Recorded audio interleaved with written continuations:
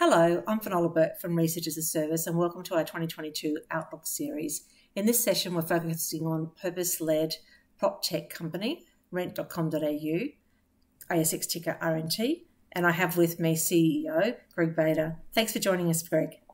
No problem. Thanks for having us, Finola. Now, you've just reported your best ever Q2 revenue, and it was a very strong revenue quarter despite it being your seasonally weakest quarter.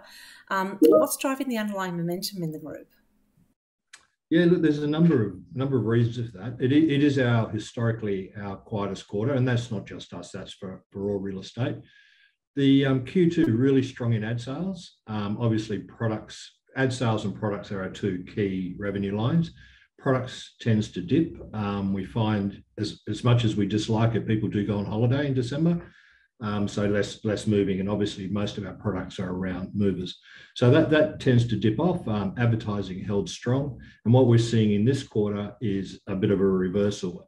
Advertising is holding, but product sales are taking off. In fact, for January, we've set new records across our product lines. So that's really good. But yeah, best ever Q2, that was great. A little bit down on Q1, but once again, the seasonality and well up on the same time last year. So we're really happy with that. The whole COVID, the border situation and whatnot is a bit of an unknown in terms. We're certainly seeing our two biggest markets, obviously, well, three biggest if you include Queensland, New South Wales, Victoria, returning to some normalcy, and obviously we're still seeing listings about 20%, 30% down on where they were 2 years ago across the nation, but certainly we're seeing people starting to move again.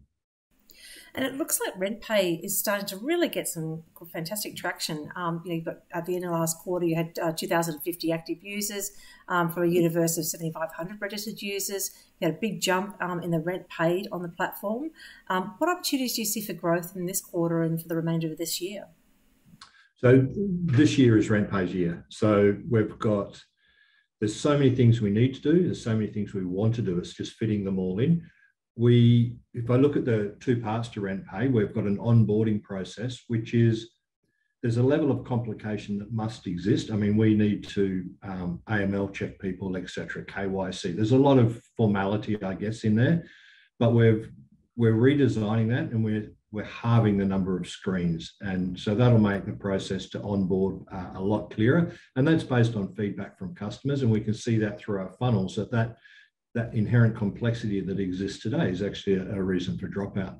The second large part will be in the actual dashboard. So we've done a lot of user testing. Now that we've got a bit of scale, we can actually sit down with customers and work through, and we've worked out a way to optimize and get the most important bits of information you need right in your face, and some of the less important maybe hidden behind a second screen or whatnot.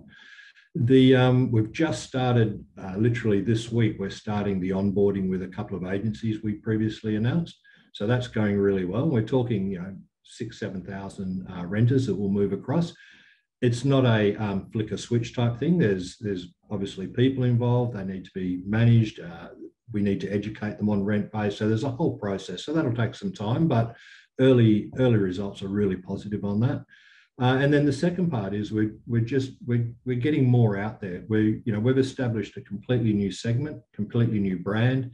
So it takes time for that to get traction. And we're getting, I'll be honest, we're getting smarter at how to do that as well. We've got some great staff on board.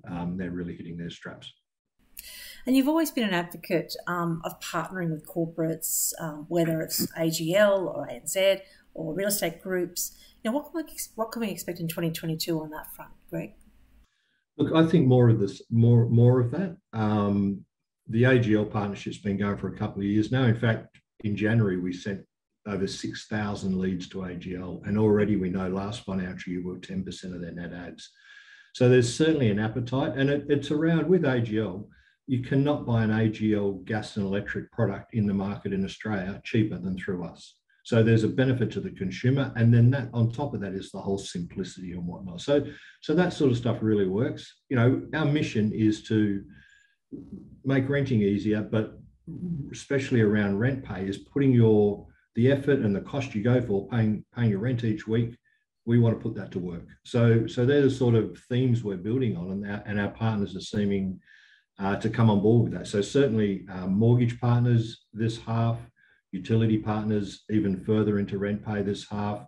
And then there's a couple of blue sky opportunities we're pursuing as well. But, we are one of the largest millennial consumer channels in the country.